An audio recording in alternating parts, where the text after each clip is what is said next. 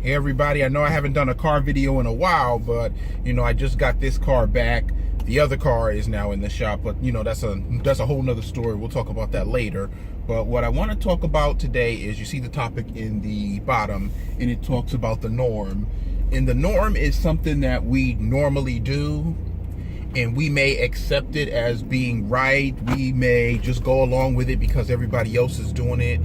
And my problem with the norm is, I think sometimes we need to challenge the norm. Just because everybody else has done it, or just because this is the way it's always been, does not mean that necessarily that we have to necessarily do it that way. It doesn't necessarily mean whatever that norm is right. Now, what made me think of this topic about the norm was, yesterday I was in New York and I was at The View, and Monique was on The View yesterday, and she was talking about inequality with gender, pay, bias, and all this stuff.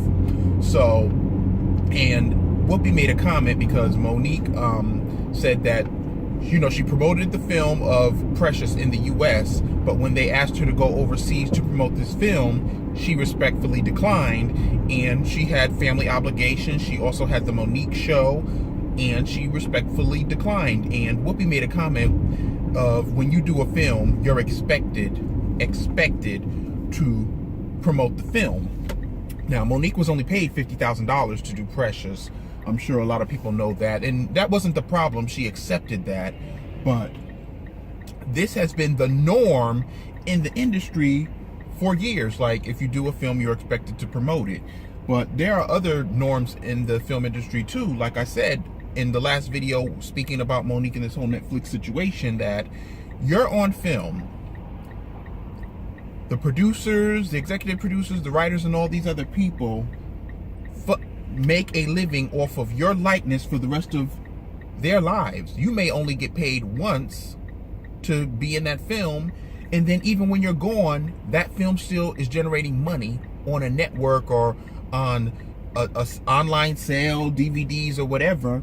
And who does that money go to? Does that money go to their children? Does it go to Monique's children or whatever? In most cases, it goes to the descendants of the people who created the film and stuff like that. So I can see where Monique is coming from with that, but I just want to get back onto the norm, because that's my real subject here, is the norm. And like I said, just because we've done stuff a certain way for years doesn't mean it's right. And should you challenge it? And I would say if certain things are being affected in your life, and this norm, the way that we have done things, isn't helping enhance it or increase it or anything, I say yes, challenge the norm, change the norm, and make a new norm, make a new normal. And another reason what made me think of this was because Sunny Hostin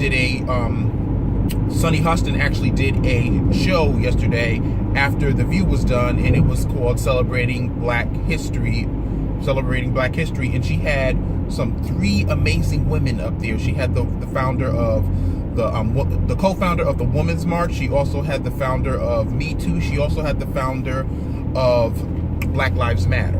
And these women spoke so great. They spoke about the issues, and I believe Sunny did such an amazing job hosting this and asking the proper questions. But one of the norms in this, where Sunny was talking about, black men being shot and everything, so she spoke about having to tell her son, who's an older teenager now, like, whatever you do, like if you get pulled over or whatever you do, get home safely, just agree with the cop and everything.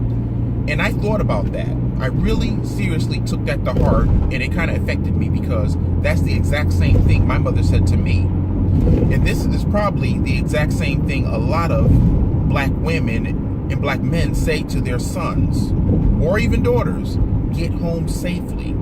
This is the norm for us. And I'm not saying this is the norm because, get home safely because you're going to get arrested. It's no, get home safely because you're going to get shot. They shoot and they ask questions later. And this has been the norm for us. So this really affected me, because I'm like, I have to get at home at a certain time for fear of being pulled over.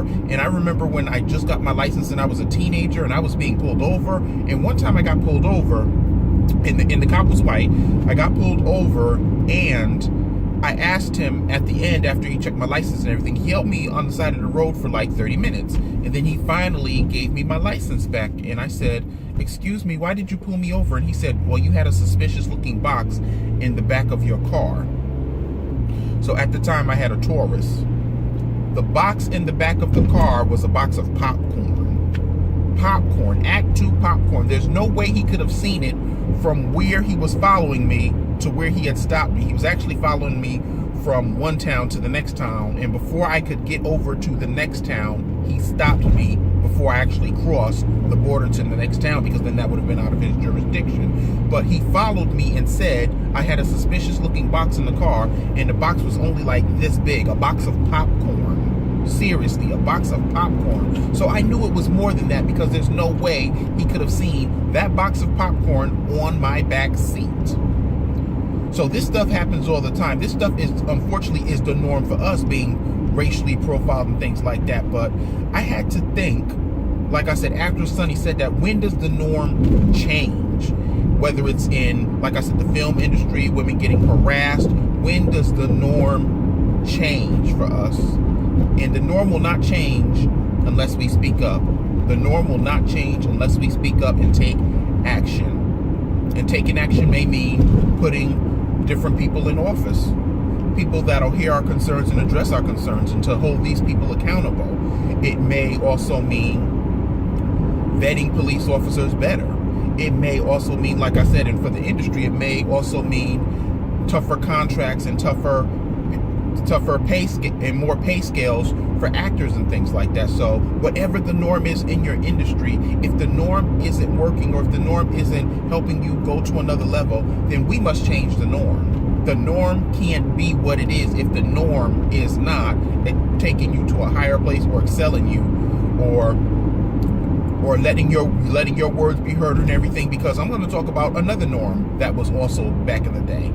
And I'm also talking to black people. This isn't also against white people, black people, Hispanic. I'm just talking about the norm. The norm was also slavery was accepted. That was the norm. But somebody spoke out to change that. Segregation was the norm. Someone spoke out to change that. Sexual harassment basically was the norm, because nobody spoke up. But now people are speaking up and saying enough is enough. So this is when you'll change the norm, when enough is enough and you decide to speak up. Whatever the norm is in your life, and if that norm isn't serving you in a good way, in a positive way, let's change the norm. The norm can't be what it is if it's not going to take you to another level, or take your life to another level, or if you don't feel safe in any kind of a level. We got to change the norm. The norm can't be what it's always been. So when somebody, and it seems like I said with the Monique situation, I'm just going back to that. When the norm was challenged, then everybody started to attack her when she started to talk about this pay inequality. But Viola Davis just spoke about that. The only difference is she didn't name people in this pay inequality. She said, if I'm this and I'm that, then pay me fairly, pay me right. And I don't understand why people are attacking Monique when she's been saying this since when she won the Oscar speech. She didn't just start saying this when Lee Daniels came on television and said something. She was saying that since her Oscar speech.